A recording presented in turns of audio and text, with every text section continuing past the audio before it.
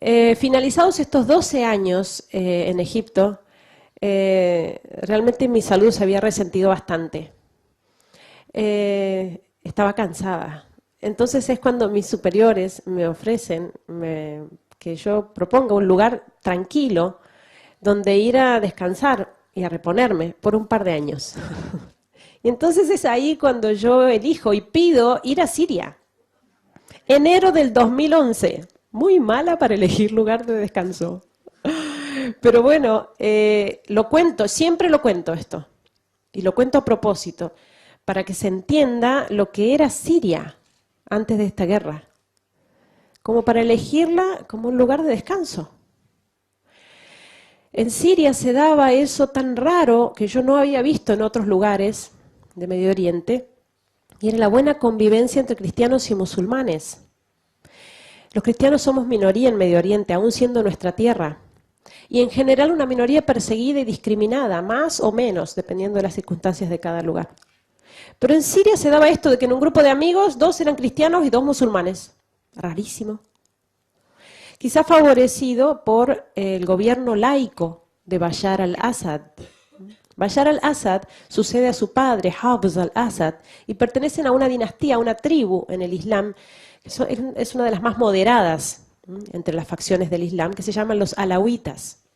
Y por eso no impusieron la ley islámica como ley civil. Por eso gobierno laico y cierta libertad religiosa, ciertos derechos para las minorías, aun cuando vivimos bajo la dictadura. Esto daba, por lo tanto, mucha calma social. Además, esto se sumaba a la prosperidad, el bienestar económico de este país, ¿no? Fíjense la ubicación que tiene Siria en el Medio Oriente, ¿no? Ubicación privilegiada. Limitada por Turquía, Irak, Jordania, Israel, Líbano y el mar Mediterráneo, hasta que se construyó el canal de Suez. Era el paso único y obligado para el comercio entre lo que es África, de este lado de Europa y Asia. Un país muy rico en recursos naturales, mucho petróleo. Un país que no sufría de deuda externa, se autoabastecía, no sufría de desocupación ni de inseguridad. Es decir, una sociedad realmente muy calma. Una sociedad en la que uno no podía decir, esto no da para más, ¿no? Uno viviendo allí podría decir, bueno, no, esta gente no puede más, esto va a terminar en una revolución, va a terminar en una guerra civil, por la miseria, por el hambre, por la injusticia. No, era gente que realmente estaba muy bien. Y eso también explica que en realidad esta guerra, ¿no?, que nos ocupa en estos años en Siria, no fue una guerra comenzada en la calle propiamente, en medio del pueblo, sino una guerra programada afuera, sobre un escritorio, planeada con todos los detalles. Comienza la mal llamada primavera árabe, que no tiene nada de primaveral para los árabes. Se empiezan a dar los disturbios, ¿no?, en estos países, en Túnez, en Libia, en Egipto, se nos venía encima y no lo veíamos. En Siria la gente decía, aquí esto no puede ocurrir, imposible. Pero sin embargo comenzaron los disturbios al sur del país, en un pequeño pueblo que se llama Deraa, a ver si lo puedo señalar ahí está Deraa, aquí, Deraa. Fue el primer lugar donde se provocaron estos disturbios, ¿no? Cuando comienzan estas manifestaciones, la prensa internacional, los medios, lo presentan como que finalmente el pueblo sirio también adhiere a la primavera árabe y sale pacíficamente a las calles para pedir democracia. Pero en realidad las noticias que nos llegaban, ¿no?, de nuestros vecinos, ¿no?, de estos pueblos, no concordaban con lo que veíamos por televisión. La gente decía en estos pueblos que habían ingresado grupos armados de fuera de Siria. Hablan otros dialectos, decían. Allá cada país tiene su dialecto. No son sirios, están provocando disturbios en el pueblo. Ya han descuartizado varios cristianos. Cristianos descuartizados en bolsas de basura, en el contenedor con un cartel, no tocar, es cristiano. Esas eran las manifestaciones pacíficas según la prensa. Cuando esto comienza a suceder y a multiplicarse en el país y muy rápidamente con estos grupos armados que entran de fuera, la gente sale a la calle ahí sí sale a la calle. En Damasco, en la capital, ahí la ven, Damasco, y en Alepo, la segunda ciudad del país, que es donde nosotros tenemos la misión. La gente salió a la calle, miles de personas, con pancartas, con carteles, banderas, para apoyar a su presidente, para expresar y manifestar su opinión respecto al gobierno que tienen. Y no porque Bashar al-Assad sea, no sé, la mejor forma de gobierno, un santo varón, probablemente no lo sea. Lo que pasa es que ellos preferían seguir como estaban a caer en manos del fundamentalismo islámico, porque el resultado de esta guerra no iba a ser la democracia. Ellos ya lo veían. Esas mismas imágenes que nosotros veíamos, la escena que veíamos por la ventana pasar por el obispado donde estamos, veíamos pasar esta gente por la ventana cantando, esas mismas imágenes eran tomadas por cadenas internacionales muy importantes de información y comentadas de esta manera. Continúan las manifestaciones pacíficas del pueblo sirio que sale a la calle para pedirle a su presidente que se vaya. Era ridículo. Claro, ¿quién entiende árabe para saber que estaban apoyando en realidad a su presidente? Y por eso uno de los grandes dolores de este pueblo es esta gran mentira que se montó alrededor de esta historia, ¿no? Es el abandono de Occidente. El Papa lo llama el silencio cómplice de Occidente. Las veces que intentaron manifestarse y expresar realmente su opinión, su voz fue totalmente tergiversada. Y fíjense que todo esto que se armó en torno a esta guerra, ¿no?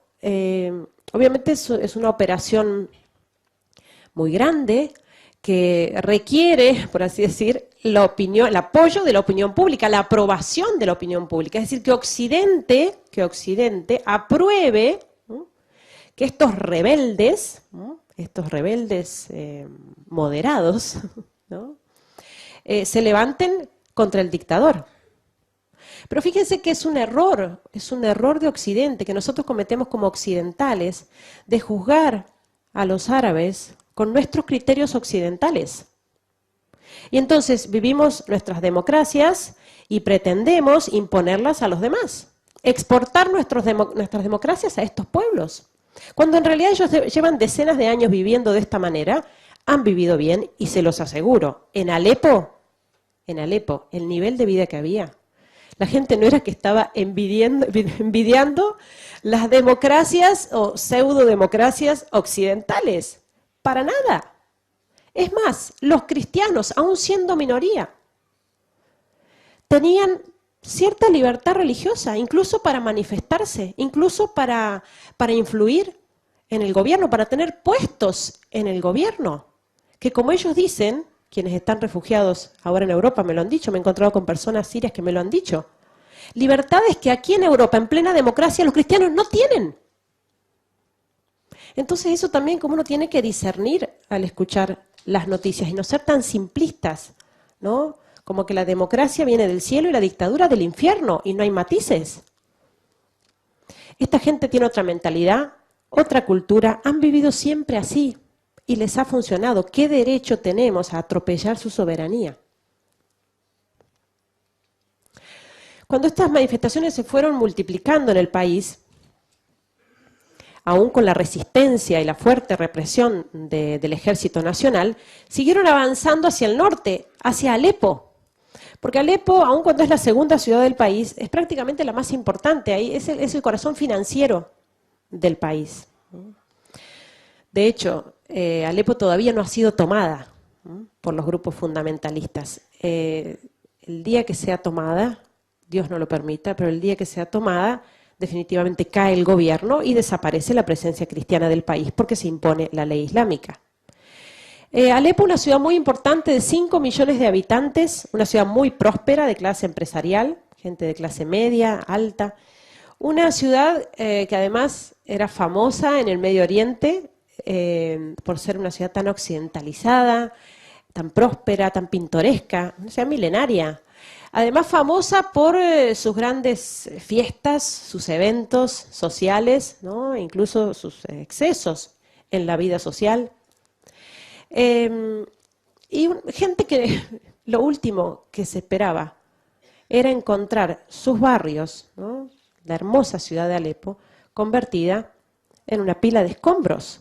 Porque con la llegada de los terroristas, de estos grupos, que fue de un día para el otro, varios barrios, sobre todo de la periferia, quedaron en este estado. Lo que hicieron estos grupos armados fue rodear la ciudad. Aquí tenemos un mapa de la ciudad de Alepo. Rodearon la ciudad. Ahí está nuestro barrio, Hay Shahba. Rodearon la ciudad y la sitiaron. Es decir, bloquearon completamente una ciudad de 5 millones de habitantes. Aun cuando el Ejército Nacional intentó retomar el control de las rutas de acceso, no lo logró hasta pasado un año. De manera que, con rutas cerradas, bloqueo absoluto, nadie entraba y nadie salía de la ciudad, y nada entraba y nada salía. Se acabó el combustible muy rápidamente y ya no veíamos vehículos por la calle. Se acabó el gas. Se acabaron las garrafas de gas. Y esta gente que lo tenía todo, salía a la calle y arrancaba ramas de los árboles para cocinar algo para comer. El tema de la luz, el agua, ¿no? Desde entonces han tomado usinas eléctricas. Tenemos 1 hora o 2 horas de electricidad por día. Cuando tenemos. Ahora, actualmente, la ciudad de Alepo lleva 50 días sin electricidad. El agua llega una vez por semana o cada 10 días, llega por unas horas. Pero en ese tiempo del bloqueo, ese año, fue terrible por el tema de los alimentos. Imagínense, uno no lo piensa mucho, ¿no? Viviendo en una ciudad grande, pero todo lo que es alimentos perecederos, fruta, verdura, carne, todo eso entra del campo. Se acabó rápidamente. Y estuvimos sobreviviendo como pudimos. 5 millones de personas. Arroz, fideos y enlatados. La gente decía, nos están dejando morir de hambre y de sed, mientras el mundo no lo sabe. Porque Alepo nunca fue noticia en ese año y medio. Y estamos en la era de las comunicaciones, ¿eh? Todo se sabe. WhatsApp acá y llega a la China en 2 segundos. ¿Cómo se hace? ¿Cómo se hace para mantener en secreto a todo el resto del mundo de que una ciudad como Alepo, de 5 millones de habitantes, está bloqueada sin insumos durante más de un año? No son cosas casuales, son cosas que se planean. El asedio y el sitio a la ciudad de Alepo, que provocó toda esta carestía, se sumaba al ataque permanente, porque imaginemos que en la periferia, que es donde se dan todos estos enfrentamientos entre los rebeldes, serían los grupos fundamentalistas, y el ejército, se da en la periferia, pero es terrorismo, es guerra sucia. No es la guerra, al menos como yo me la imaginaba, ¿no? A campo abierto, un ejército, el otro luchando entre sí y en el pueblo, en las ciudades, la gente escribiendo cartitas para los soldados, rezando por sus soldados. No, no, no, esto es guerra en plena ciudad. Disparan permanentemente contra los civiles. Azotan y castigan a la ciudad de Alepo desde entonces. No hay un barrio de la ciudad de Alepo que esté libre de esto, que sea seguro, que uno diga, no, aquí no van a disparar, no van a atacar, es imposible que ataquen aquí. Hay un hospital, hay un colegio, hay niños. No, también atacan hospitales. Por supuesto, el primer blanco son los barrios cristianos de la ciudad de Alepo y las iglesias. Pero en general toda la ciudad está siendo golpeada por los terroristas. Siria tiene unos 21 millones de habitantes, ¿no? Más o menos. Y se calculan unos 12 millones de refugiados. Es decir, 12 millones de personas, más de la mitad de la población del país, que tiene su casa en este estado. ¿Cómo se soluciona esto? Abrimos fronteras y recibimos a todos. Tenemos que saber que los refugiados necesitan ayuda, y está muy bien ayudarlos, pero que cuando estamos ayudando a los refugiados no estamos solucionando este problema, estamos solo poniendo parches y tapando agujeros. Porque hasta que no se cierre el grifo, hasta que no se cierre la fábrica de refugiados, que es la guerra y la persecución, vamos a seguir teniendo refugiados. Entonces también este tema está siendo manipulado y usado. Desde que salió la foto de este niño muerto en las costas griegas, no se hablaba de otra cosa en ese tiempo, ¿no? De los refugiados, y allí van, y aquí vienen, y cuántos son, y que esto y que aquello. Nos están entreteniendo de nuevo con otra cosa que no es lo más importante de esta guerra. Los refugiados son una de las consecuencias de esta guerra. Si no, pensemos cómo ha sido manejado este tema cuando lo lógico sería que los países islámicos, por ejemplo los países del Golfo, ¿no?, que son países muy ricos, tuvieran abiertas sus fronteras para recibir a sus hermanos refugiados musulmanes, ¿sí? ¿Por qué en lugar de mandar millones de euros a Europa para construir mezquitas, para construir mezquitas, por qué no reciben a sus hermanos refugiados en sus propios países? Lo cual sería connatural, sería mucho más sencillo adaptarse en su propia religión, en sus propias tierras. Y entonces Europa, en primer lugar, recibir a sus hermanos cristianos. Esto no es discriminación, es simplemente darnos cuenta de que caridad no significa buenismo. Y este tema de los refugiados también está siendo manipulado. Fíjense que de la oleada de refugiados que entró a Europa, la mayoría no viene de la guerra de Siria. Entró de todo. Tenemos familias nuestras en Alemania que lograron llegar, de la parroquia de Alepo, lograron llegar a Alemania. Hablé con una señora la semana pasada. Estaba aterrada. Después de lo que le costó llegar, porque tomó el bote con su familia, fue una cosa espantosa, 15 días de viaje, caminando mucho tiempo, fue terrible, para llegar a Alemania. Y dice, estamos sufriendo horrorosamente el maltrato de nuestros vecinos refugiados musulmanes. Los maltratan, los obligan a rezar 5 veces al día con ellos, a las mujeres a cubrirse. O sea, están huyendo de la persecución religiosa en Siria, llegan a Europa, es nuestra tierra, tierra cristiana, y sufren persecución en pleno corazón de Europa. Y esta mujer me decía, ni siquiera es que estos musulmanes, vecinos nuestros, son sirios. Porque si fueran sirios, todavía, ¿no? Nos hemos llevado muy bien siempre con los musulmanes en Siria. No, hay de todo menos de Siria. Afganos, pakistaníes, marroquíes, hay de todo. Entonces, fíjense cómo en eso también tenemos que tener discernimiento, ¿no? Y el tema de los refugiados es preocupante, pero lo más preocupante de esto es la misma guerra y persecución. Y por eso la voz de la Iglesia, ¿no? Que lo vemos clarísimo en los obispos de Siria, de Irak, ¿no? Del Líbano, ¿no? El mismo Papa Francisco, están hablando muy fuertemente, y esto desde hace años, no de ahora, ¿no?, de detener esta guerra, de poner los medios eficaces para detener esta guerra y esta persecución, ¿no? Y por eso hablan, basta de abastecer a los grupos rebeldes con armamento. Porque en definitiva esto es un gran negocio, ¿no? El negocio de las armas, que es un negocio que da mucho más incluso que el narcotráfico. Entonces por eso los obispos, ¿no? Últimamente uno de los obispos de Siria que dijo basta de vender armas a la oposición moderada, porque la oposición moderada no existe en Siria. Había grupos opositores al régimen, minoritarios, que quedaron diluidos entre estos grupos fundamentalistas. No hay oposición moderada, a no ser que se quiera llamar moderado descuartizar un cristiano. Si eso es moderado, sí, hay oposición moderada. Y por eso el llamamiento del Papa, cuando él dice, estas guerras, ¿son guerras por reales problemas o son una excusa para la venta ilegal de armas? Qué fácil sería acabar con esto si se cortara el financiamiento, si se dejara de comprarles el petróleo, por ejemplo.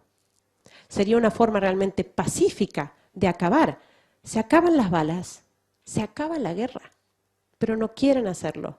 Y por eso la Iglesia en última instancia no descarta la intervención militar para detener a estos grupos, porque obviamente la caridad no se opone a la legítima defensa. Que yo perdone no significa que no tenga que defenderme. Pero en ese sentido, la posición de la Santa Sede es muy clara cuando habla de que la única manera de terminar con esto es armar una coalición en el seno de la ONU masiva, pero en acuerdo con los gobiernos de turno. Una coalición con los gobiernos tanto de Siria como de Irak. Es totalmente insensato armar coaliciones que dejan al margen a Irak, a Siria, a Irán incluso. Estas intervenciones unilaterales no solamente son ineficaces, sino que pueden aumentar la confusión y el desastre en esos lugares. Y por eso Es lamentable, pero solo la voz de la Iglesia, en este sentido, es clara y contundente. Y por eso ustedes cuando quieran informarse, infórmense por los medios católicos y las agencias informativas católicas para saber lo que realmente está pasando. Bueno, esto es el centro de la ciudad, que era muy pintoresco. Miren los niños andando, ¿no?, arriba de los escombros. Casi se nos hizo una cosa normal. Yo recuerdo que cuando empezó esto, que fue de un día para el otro, ¿no?, de tener los tanques en la calle, cañonazos, tiros, ¿no?, temblaba el edificio, entraba alguna bala por la ventana. Esas 2 primeras semanas fueron terribles, estábamos encerrados todos, hubo toque de queda, no salíamos, era muy difícil dormir. Pero claro, esas semanas del comienzo se hicieron meses y los meses se hicieron años en la misma situación. Guerra en plena ciudad. Entonces obviamente la gente empezó a salir, digamos, no a pasear, nadie sale a pasear en Alepo, ¿no? Pero a salir para comer, para trabajar, los chicos al colegio, los jóvenes a la universidad. Es la vida cotidiana, que obviamente es del todo particular, ¿no? Uno cuando anda por la calle tiene que andar con mucho cuidado, normalmente salimos con zapatillas para poder correr, ¿no? Estar muy atentos a los ruidos, ¿no?, las explosiones, los tiros, a ver de dónde vienen, más o menos uno calcula la distancia, ¿no? Pero imagínense lo que es eso para los niños, que están viviendo esto desde hace más de 4 años. Un niño que ha vivido así su infancia. Niños que toman pastillas para dormir, porque por el miedo a la noche no pueden conciliar el sueño. Niños que juntan balas, tienen su cajita de cartón y vienen a la parroquia con la cajita de cartón y se intercambian las balas, los proyectiles, como si fueran figuritas. Porque es lo que uno encuentra en cualquier lugar, en la calle, en la terraza, en el balcón. No es raro que uno va caminando por la calle y le caiga una bala cerca, que pique al lado y uno la levanta todavía caliente del piso. Esa es la vida cotidiana, sobre todo de nuestros cristianos, ¿no?, en los barrios cristianos sobre todo. Miren esto, francotiradores, ¿no?, son lugares, son calles, determinadas calles que ya sabemos cuáles son, las cuales tienen alcance los francotiradores, y ya sabemos que hay que correr mucho, ¿no? Nos preparamos en una esquina, por ejemplo, de este lado, de a varios, y bueno, 1, 2, 3, y cruzamos corriendo lo más rápido posible para que no ser alcanzados por las balas del francotirador, y de a varios para ayudarnos, en el caso que le den a uno, el resto pueda arrastrarlo, auxiliarlo.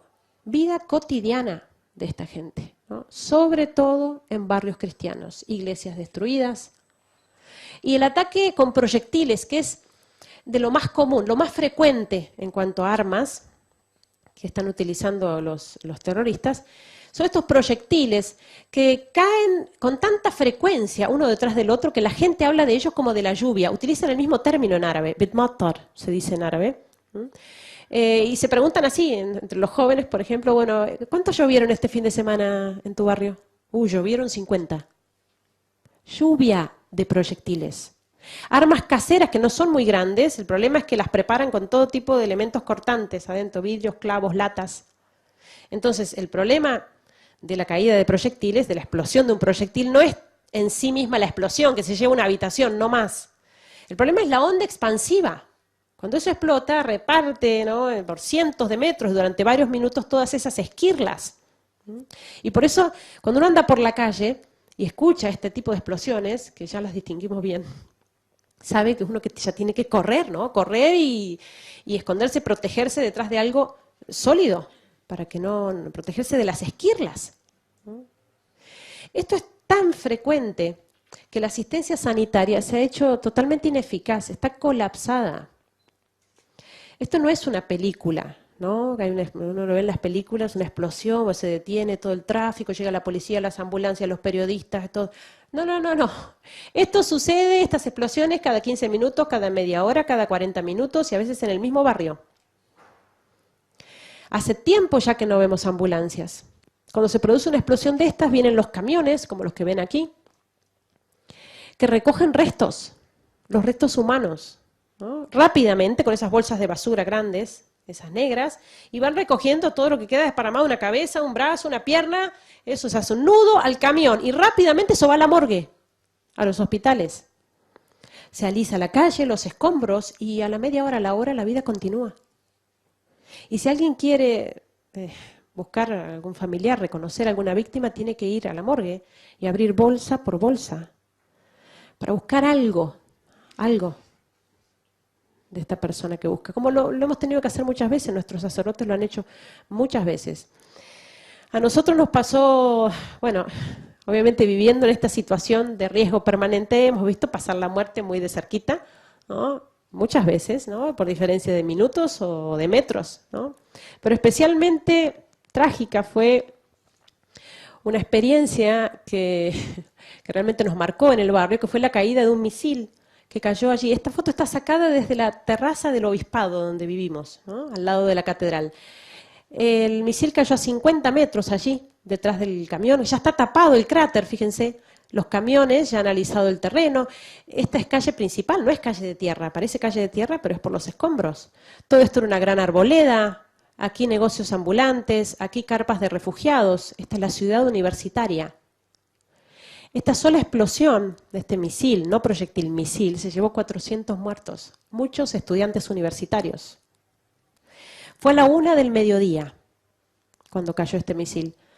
Yo estaba por subir a la terraza, el edificio del obispado es muy grande y en la terraza tenemos una pequeña habitación donde está el lavarropas. Yo estaba por salir en ese momento cuando uno de los sacerdotes del piso de abajo me llama.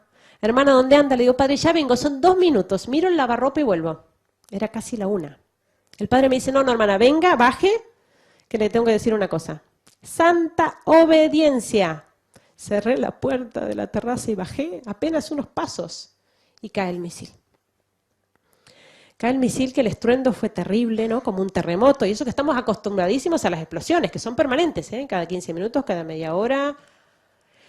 Pero esto, la caída del misil tan cercano, provocó que nosotros, estando en el tercer piso del edificio, viéramos pasar por la ventana los pedazos de asfalto y los pedazos de autos, y había restos humanos en todas las terrazas de los edificios a la redonda. Los sacerdotes salieron inmediatamente a la calle para asistir a los heridos, nosotros recibiendo a las personas que entraban, que ingresaban a la catedral, que se dañó muchísimo la catedral y el obispado, entraban con heridos, era todo un caos, una confusión. Nosotras además intentando ubicar a nuestras estudiantes. Nosotras allí en el obispado tenemos una pensión para estudiantes universitarias. Era la 1 del mediodía, la hora de salida de la universidad, y nos faltaba una de las estudiantes. Bueno, en medio del caos y de la confusión, ahí mismo en la catedral, entre los escombros, todo, la veo a ella sentadita, esta chica que buscaba, la veo sentadita en un banco, toda despeinada, blanca.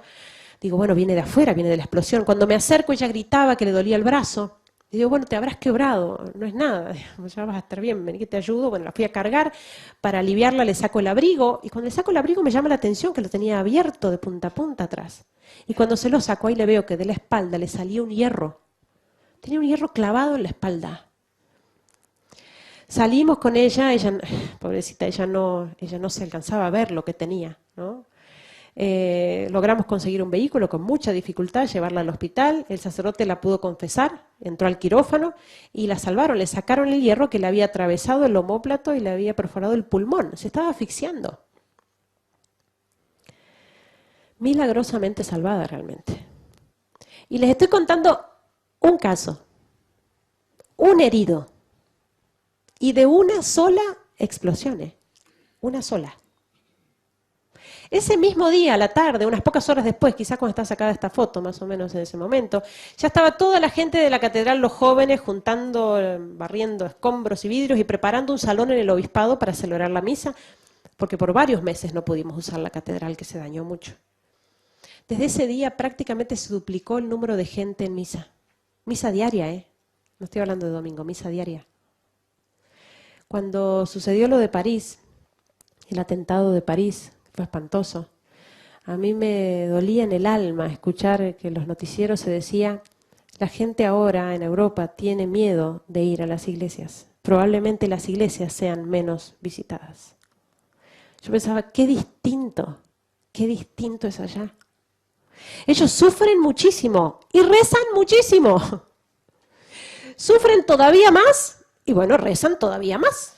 Cuando la prueba es más grande, hace falta una gracia más grande, hay que pedirla.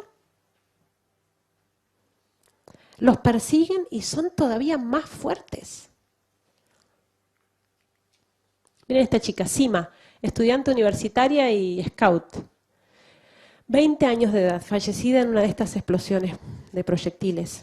Nur, entrenadora de básquet, apasionada por el deporte, también fallecida en barrio cristiano por la caída de un proyectil. Miren esta mujer, no es de Alepo, es de un pueblo de una ciudad que se llama Raqqa, que a lo mejor la han escuchado nombrar, es prácticamente la capital del califato que pretenden instaurar los del Estado Islámico, y allí los cristianos fueron asesinados cruelmente. Pongo esta foto por poner de lo más suave, esta mujer cristiana atada a la columna para que todo el que pase la golpee hasta que ella pida convertirse al Islam y reniegue de Jesucristo y de su fe. Y no lo pide. Y como digo, es de lo más suave que uno puede mostrar, porque, bueno, lo sabrán por los videos que ellos mismos están difundiendo.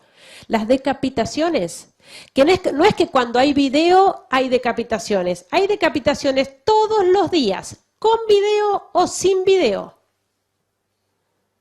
Niños enterrados vivos a la vista de sus madres, sepultados vivos por ser cristianos o crucificados.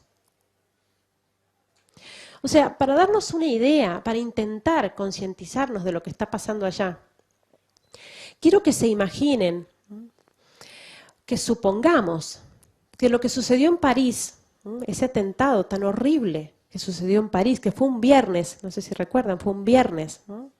Tratemos de imaginar lo que hubiera sido, si esto sucedía también el sábado. Imagínense, si el viernes la reacción en los medios fue, no se hablaba de otra cosa. No se hablaba de otra cosa, en todas partes. Imagínense si hubiera sucedido de nuevo el sábado en la misma ciudad de París. Otro atentado de esas dimensiones. Y el domingo de nuevo, en París. Y el lunes, y el martes, y el miércoles. Multipliquen por 4 años. Yo estaba en Argentina cuando veía la reacción del mundo, incluso la reacción del mundo cristiano, viendo cómo en nuestras parroquias se rezaba por los familiares de las víctimas, y el minuto de silencio aquí y el minuto de silencio allá, y la banderita de Francia en todos los perfiles, y yo pensaba, ¿por qué? ¿Por qué no la misma reacción por nuestros hermanos, nuestros cristianos perseguidos, mártires, en Siria y en Irak desde hace 4 años? No estoy minimizando lo de París, por favor, ¿no? Simplemente tratando de hacer tomar conciencia de lo que significa este genocidio del que somos testigos nosotros.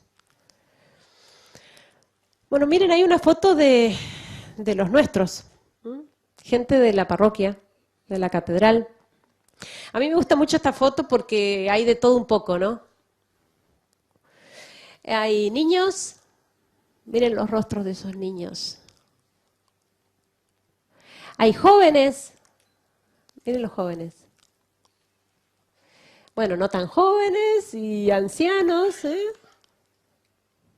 Miren esos rostros. Y díganme qué es lo que llama la atención de esos rostros. Si no es la sonrisa. Es la sonrisa. Sonrisas que, bueno, cuando nosotros ponemos estas fotos en las páginas nuestras, es muy gracioso porque la gente escribe y pregunta. Muy lindas las fotos, pero nos gustaría ver fotos de la gente de la guerra. Son estos mismos. ¡Ay, qué lindas fotos! ¿Son anteriores al conflicto? No, son de ahora. Esta gente sonríe así ahora. Y son sonrisas verdaderas, ¿eh? Yo soy testigo, vivo con ellos. No son sonrisas de foto, sonrisa de perfil, ¿no? Que uno sonríe así, para la foto y después ya vuelve a... No, no, no, ellos sonríen. A la par de semejante sufrimiento, sonríen. Son sonrisas que, sinceramente lo digo, extraño. Porque no las veo fácilmente afuera. Entonces uno se lo pregunta espontáneamente, ¿cómo pueden sonreír así? O sea, llevo contándoles, no sé, llevo media hora o más de media hora, contándoles lo que está pasando allá, resumiéndoles en media hora lo que está pasando allá, y les veo los rostros de sufrimiento, lo están sufriendo con ellos. Hay algunos que ya están llorando por ellos. Lo sufren porque lo escuchan contar media hora. no porque lo viven media hora, que les digo, ya es muy distinto vivir esto media hora. ¿Qué será entonces no vivirlo media hora, sino 4 años seguidos? ¿Cómo se puede vivir estos 4 años y sonreír así? La única respuesta es la fe. Es la fe que los anima. Es la fe que los hace fuertes. Es esa fe que los hace continuar su vida cotidiana realmente con alegría. Y más alegría que antes. En ese sentido, por ejemplo, miren los jóvenes, ¿no? Nosotros se los preguntamos, sobre todo a los jóvenes, ¿cómo puede ser que ahora sonrían más que antes? Estos chicos, la mitad de estos chicos eran empresarios y millonarios, y lo tenían todo. Y ahora que lo han perdido todo, sonríen más. ¿Ellos qué dicen? Lo que pasa es que antes estábamos tan entretenidos con las cosas del mundo que nos olvidábamos de las cosas importantes.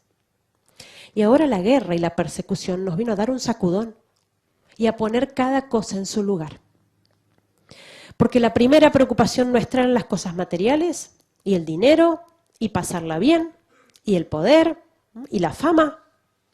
Y nuestra alma, en definitiva, en último lugar. Porque, ojo, cristianos, estamos hablando de cristianos que iban a misa el domingo, pero una patita en la iglesia y la otra patita bien enterradita en el mundo. Llevando la par vida de pecado, de vicio, todo. Entonces, claro, este sacudón que provoca la persecución y la muerte, ese contacto permanente que tenemos con la muerte. Nosotros allá convivimos con la muerte, lo cual significa que estamos en un grupo, las personas que nos vemos hoy y mañana ella no está, y al otro día él, y al otro día ella, y uno se lo ve venir, y uno lo piensa, ¿no? Uno se va a dormir a la noche, ¿no? Sobre todo a la noche es muy intenso el bombardeo, y además uno no está entretenido haciendo cosas, como en el día, y uno lo piensa, a lo mejor mañana no me levanto, a lo mejor no me levanto, a lo mejor este es mi último día. Entonces allá uno piensa en la muerte, no les digo todos los días, les digo varias veces al día. Y entonces este contacto con la muerte le da sentido a la vida. Entonces allá ellos dicen, la vida es corta. Es cierto que la vida es corta, no era un chiste. La vida es corta y con la muerte esto recién empieza. Y lo que estoy diciendo no es una novedad, ¿no? La gente allá en Siria, la gente se muere.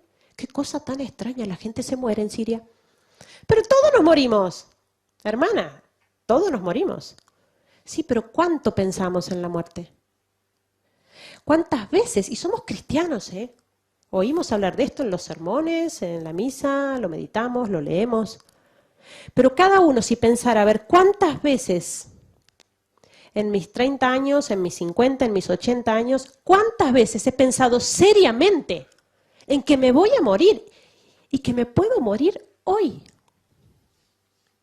Eso cambia la vida. Imagínense que allá, ellos lo dicen, hay que vivir cada día como si fuera el último, porque realmente puede ser el último. Realmente este puede ser el último día para alguno de nosotros aquí, ¿por qué no? No hay bombardeo, pero alguno se puede infartar, al otro pisa un coche y al otro... ¿Alguno podría morir esta noche? No sabemos cuándo. Pero viviendo con esa conciencia allá, imagínense, ¿no? Imagínense. Este puede ser mi último día, ¿no? Hagamos el ejercicio de pensarlo práctico. Si yo supiera, acá Monseñor nos ha dicho que tuvo una revelación y que esta noche se nos termina. Esta noche. Cada uno se pondría a pensar, si se termina esta noche. A ver, bueno, tengo que confesarme, porque vengo estirando, tengo que confesarme. Tendría que pedir perdón, ¿sí? Tengo que pedir perdón, porque tendría que perdonar, a esa persona que me está pidiendo perdón y no la quiero perdonar. ¿Cuántas cosas? Imagínense cómo cambia la vida familiar. Es mi último día, ¿me voy a pelear en mi último día? Entonces, ¿por qué nos peleamos? Si puede ser mi último día. Por eso les cambió la vida a ellos. Cuando mi madre me llama, cuando yo estoy allá, mi madre me llama por internet, yo disfruto esa conversación, no se lo digo para no angustiarla más, pero la disfruto porque digo, a lo mejor es la última vez que hablo con ella, entonces, ¿qué le quiero decir? No, todo lo que quiero decirle, que quiero que le quede a ella. Bueno, así tendrían que ser todos nuestros actos durante el día, porque puede ser nuestro último día. Y por eso ahora la primera preocupación para ellos, la primera y la única, es tener bien preparada el alma. Si me muero hoy, ya sé dónde quiero ir. Entonces, por eso la frecuencia en los sacramentos. Asisten a misa, incluso misa diaria, cuando pueden. Ejercicios espirituales, las tandas que tenemos de ejercicios espirituales ignacianos, bajo pleno bombardeo, preparándose para una buena muerte. Miren ahí algunas de las universitarias, miren esos rostros. Miren esta mujer, Amal se llama. Esta mujer tenía 4 hijos, acá vemos a uno de sus hijos. Tenía 4, perdió uno de sus hijos trágicamente, porque el muchacho había hecho una operación muy sencilla en el hospital, estaba esperando junto con su madre, con ella, esperaba que el doctor llegara para que le diera el alta, y cae un proyectil cerca del edificio, se tiembla el hospital, entonces él le dice a su madre, anda a pedirle que nos cambien de habitación, mamá, porque estamos muy cerca de la calle, es peligroso. Sale la mujer, en eso cae un segundo proyectil ya delante de la ventana. La mujer, cuando siente el estruendo, se vuelve sobre sus pasos y se encuentra con su hijo despedazado en la explosión. Este muchacho se llamaba Nahum. Ella lo llora muchísimo a su hijo Nahum, pero ella dice, mi hijo ya estaba preparado para el cielo, y yo lo veía preparado para el cielo.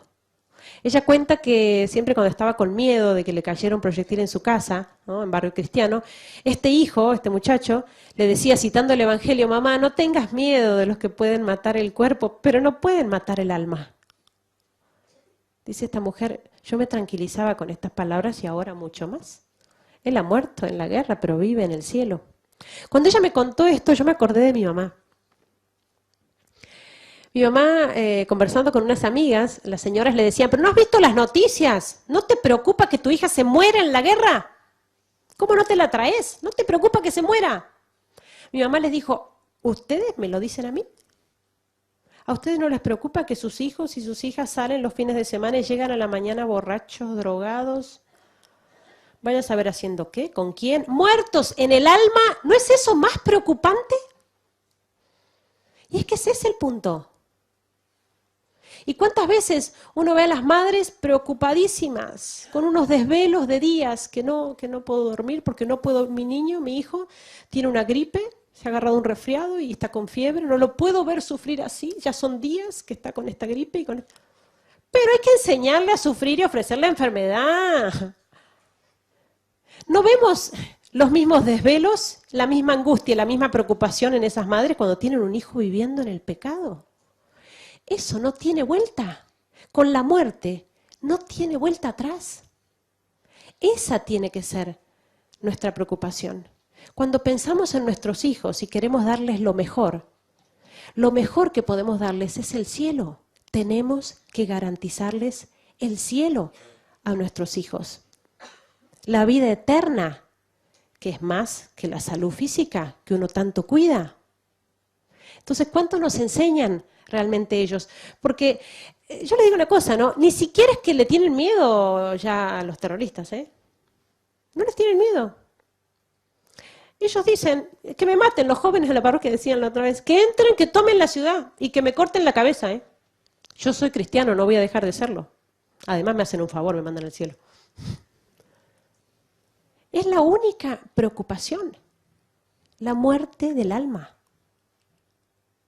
Y esta gente que obviamente vive de la fe, no hay que entender que viven, ¿no?, de una manera así medio rara, ¿no?, extravagante. Entonces, como viven esta situación de martirio, están encerrados en las iglesias rezando y esperando que los maten. No. Esta gente sigue adelante con su vida cotidiana, porque vive de la fe.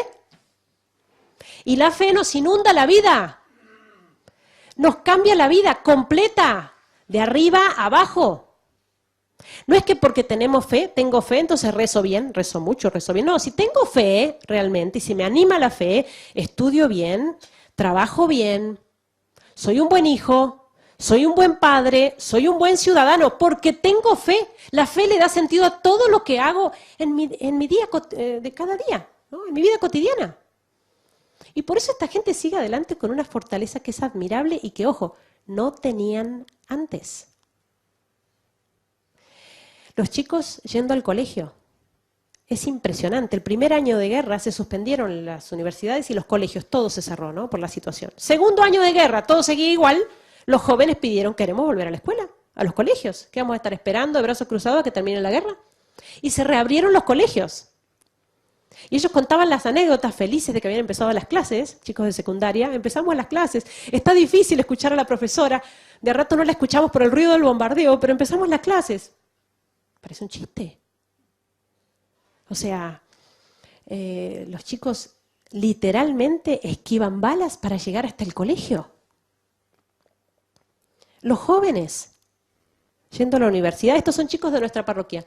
Feraz, Karim, Nadine. Estos son estudiantes de cuarto año de medicina. Cuarto año de medicina en Alepo, bajo bombardeo. Miren esta chica, Humida. Recibida en biotecnología, hace poquito tiempo, un par de meses atrás. Recibida en biotecnología, estudió 5 años. ¿No? Miren la felicidad de esta chica. Y no es de Alepo, es de un pueblo lejos de Alepo que está más tranquilo, por así decirlo. No es que tampoco está todo bien en Siria, pero hay pueblos que son menos castigados. Y ella viene de uno de estos pueblos, podría haberse quedado allí con su familia, y sin embargo se fue a Alepo. Cuando comenzó la guerra decidió seguir allí para estudiar y se recibió. Yo tengo 42 años y en Argentina todavía tengo amigos de mi edad o por ahí, 40, que siguen en la universidad. Siguen 10, 15 años estudiando en la universidad, les encanta, vitalicios, y no se reciben nunca. No se reciben. Ya gordos, barbudos, ya. Y no se reciben. No, bueno, porque es complicado, es difícil. Estos chicos, en situación extrema, se reciben, estudian y se reciben. Los vemos nosotros estudiar. Ir a la universidad todos los días, realmente arriesgando su vida. Estudiar con una linternita porque no tenemos electricidad y recibirse. Las hermanas me contaban, hace pocas semanas atrás, que habían dado alerta en el barrio. Fue falsa alarma finalmente, pero habían dado alerta de que habían tomado el barrio nuestro, los terroristas, ¿no? Nosotros siempre tenemos preparado una mochilita con los documentos y las cosas esenciales, cosa que si entran, ¿no?, y toman el barrio hay que salir corriendo, uno no va a estar preparando cosas, tiene que salir y correr inmediatamente. Avisaron, ¿no?, empezó a salir a huir toda la gente de sus casas, ¿no?, por las calles, corrían, y las hermanas avisaron a nuestras estudiantes, vamos a correr, cada una su mochila y a correr. Y una de ellas agarra su mochila y agarra los apuntes de estudio y se los lleva. Y la hermana le dice, ahora te llevas los apuntes. Ella dice, lo que pasa, hermana, que si pasamos esta, yo el lunes tengo examen. No se puede creer. No se puede creer la fuerza de esta gente. La fuerza que les da la fe. Fíjense cómo el sacrificio y el sufrimiento ha fortalecido su voluntad y los ha hecho personas libres, porque créanme que son personas libres, más libres que nosotros. Guerra, persecución, pero son libres. A nosotros, ¿cuántas veces nos pasa, ¿no?, con nuestros hijos, con nuestros niños, con nuestros jóvenes, que queremos evitarles el sufrimiento? Y queremos hacerles que todo les sea más fácil. Uno escucha tanto esta frase, ¿no?, de las mamás, tantas veces, que ¿cuánto he sufrido yo de niña? ¡Ay, la pobreza! 10 hermanos éramos, 12. ¡Uy, cómo hemos sufrido! No, yo a mi hijo le doy todo, que no le falta, 2 tengo, 2, para que lo tengan todo, que estén bien cómodos, que no sufran, suficiente lo que sufrí yo. ¡Pobres niños! ¡Pobres niños! Los hacemos esclavos de sus caprichos. Y después cuando crecen y se enfrentan con la vida real, que está llena de dificultades y de sufrimientos y de pruebas, se dan cuenta de que los hemos engañado. Chocan con la vida real y fracasan, porque no los hemos preparado para el sacrificio, no los hemos preparado para la renuncia, no los hemos hecho personas libres, dueñas de sí mismos, que puedan decidir hacer algo, cueste o no, y cueste lo que cueste. Nos quejamos mucho de nuestra juventud, Yo lo escucho mucho en Argentina. Esta juventud floja que tenemos, que no son constantes, que no perseveran, que no se pueden comprometer con nada, todo lo dejan a la mitad.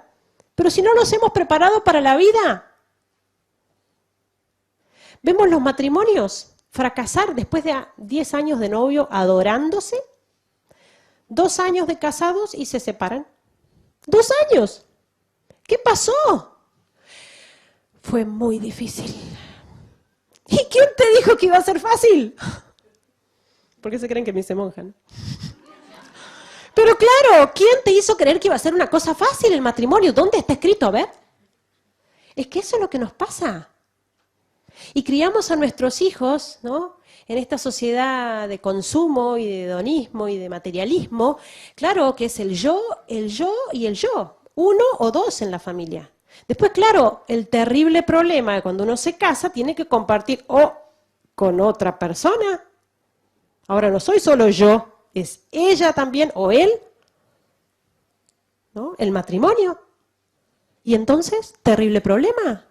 Si hemos sido criados en el egoísmo, no estamos dispuestos ni sabemos lo que es renunciar a los propios gustos por el bien del otro. No lo sabemos hacer porque no nos lo enseñaron.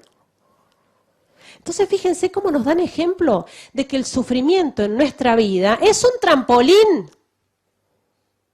Es un trampolín para crecer, es un trampolín para el cielo, para formar personalidades libres y fuertes. Miren esto. Un matrimonio, a lo mejor conocen esto porque fue muy difundido en las redes sociales. Una boda. Miren las paredes descascaradas de la iglesia y bueno, las ventanas sin vidrios. El casamiento fue a mediodía. Entra el sol. Porque se casaron en una iglesia sin techo. Y flor de casamiento, en una iglesia sin techo. Y nosotros con nuestros matrimonios entre nuestros jóvenes para que se casen, lo que hay que hacer para que se casen. 10 años de novio y finalmente han puesto fecha y reúnen a la familia. Bueno, queremos darles la noticia de que hemos puesto fecha, ¿sí? Nos casamos en el 2025. Ah, en el 2025. Sí, porque ya eso nos va a dar el tiempo suficiente para preparar las tarjetas. Porque bueno, las tarjetas son con una florcita especial que viene, que la mandan de Alemania, una florcita que tiene así que para casarse con esa tarjeta es. Y el salón, que ya lo tenemos señado, y los invitados que vienen. Y mueren en el intento, ni llegan a casarse, ni llegan. Y si llegan, ya han vivido juntos, y ya todo, ¿no? Ya no hay ni novedad. Si se casan no hay ninguna novedad, de nada. ¿Qué estamos formando entre nuestros jóvenes? Estos chicos se casan en una iglesia sin techo. Si quiero hacer las cosas bien, las puedo hacer bien. Este muchacho, que se llama Rami, iba a misa todos los días a la catedral. Rosario y misa. En realidad tiene una historia muy graciosa porque cuando él era chico cristiano, pero digamos, muy alejado de la fe, ¿no? No rezaba, ¿no? Un chico muy superficial. Cuando tenía 14 años, sus amigos lo invitan a ir a la iglesia. Él dice, no, yo a la iglesia no la piso. Entonces le dicen, no, pero vení a misa, vení, vas a ver que está lleno de chicas lindas. Entonces él aceptó y fue. Era el mes de María, mayo. Las iglesias se llenan de gente en Medio Oriente durante el mes de mayo, todos los días, hasta ahora, incluso durante la guerra. Él dice que iba re contento todos los días con sus amigos, se quedaba al fondo y miraba a las chicas en misa. Pero claro, iba todos los días, llegó el 1 de junio, entró en la iglesia y se encontró con 10 viejitas. ¿Y qué pasó? ¿Quién se llevó a las chicas? Entonces le explicaron, ¿no? Lo que pasa es que terminó el mes de María. Entonces él dice, en ese momento obviamente fue una gracia de Dios muy grande la que recibió. Él dice, me puse tan triste y tan mal que le dije, Señor, te prometo que desde hoy hasta el día que me muera, no te voy a dejar solo ni un solo día. Desde entonces, desde los 14 años, Rami va a misa todos los días. Un buen día no lo vimos en la catedral, en misa, pensamos, bueno, algo le pasó, seguramente, era imposible que no estuviera Rami. Lo habían secuestrado, efectivamente. Se lo llevaron atado en el baúl de un auto con gruesas cuerdas, lo encerraron en un bañito muy pequeño, una letrina, sentado en una silla y atado con cuerdas a la silla. Esposas en las manos, ahí se ve la marca, ¿no?, de las esposas. Estuvo allí atado 2 días, ¿no?, los ojos vendados. le dijeron que apenas recibieran el rescate de dinero lo iban a matar. Él rezaba y rezaba. Él cuenta que, bueno, rezaba mucho el rosario. Fueron 2 días en que rezó ininterrumpidamente, sin comer ni dormir. Rezaba el rosario, rezaba una oración a la Virgen que quieren mucho ellos allá. Bajo tu amparo nos acogemos, Santa Madre de Dios. Bueno, esta oración que quieren mucho. Y le rezaba a San Miguel Arcángel, ¿no? San Miguel Arcángel, defiéndenos en la batalla. Le tienen mucha devoción también. Resulta que, bueno, pasados estos 2 días y él pidiéndole a Dios y a la Virgen que lo libraran, en un momento se le ocurre fingir un dolor de cabeza y empieza a gritar. Y gritar hasta que lo cansa, el que lo cuidaba, lo cansó. Entonces viene, se acerca y le dice, necesito tomar algo para el dolor de cabeza, no puedo más. Entonces se va. En ese momento él dice, yo me encomendé a la Virgen y de una rompí todas las cuerdas. Gruesas cuerdas con las que estaba atado a la silla. Y dice él, por milagro, totalmente por milagro. Era imposible desatarme solo, se rompieron todas las cuerdas. Se liberó de la silla rápidamente y salió fuera y se encontró con luz natural. Dice, bueno, al menos es más fácil escapar, no estoy en un sótano. Se acercó y era un balcón de un 2.º piso y ya venía subiendo el secuestrador, ¿no? Y estaba él ahí, que nosotros nos reímos mucho, lo cargamos mucho, porque él es un chico muy devoto, muy piadoso, pero deporte, cero, nada, ¿no? Entonces, claro, él se encontró ahí, que bueno, y atado todavía con las esposas en las manos, y dice, me encomendé a San Miguel, al Arcángel, y me tiré, ¿no? Y se tiró, bueno, y se quebró, pobrecito, que aparte lo cargábamos y le decíamos a San Miguel Arcángel, le hubieras pedido las alas. Mirá cómo te hiciste. Pero, bueno, él se reía, pero contando su historia, ¿no? Y su milagro, contando el milagro a todos, una y otra vez. Milagros como ese, todos los días, entre nuestros cristianos, todos los días. Milagros de fe. Milagros que no es que se dan allá, se dan en todas partes. Dios hace milagros entre nosotros todos los días. Lo que pasa es que no los vemos, estamos tan entretenidos con otras cosas. La fuerza de estos cristianos, de estos mártires, de estos confesores de la fe, les viene por una gracia especial de Dios, ciertamente, ¿no?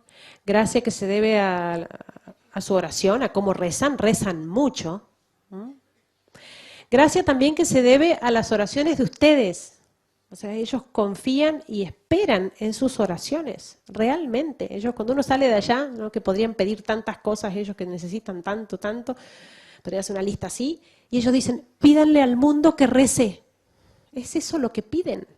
Y es gratis. Lo podemos hacer todos y sostenerlos.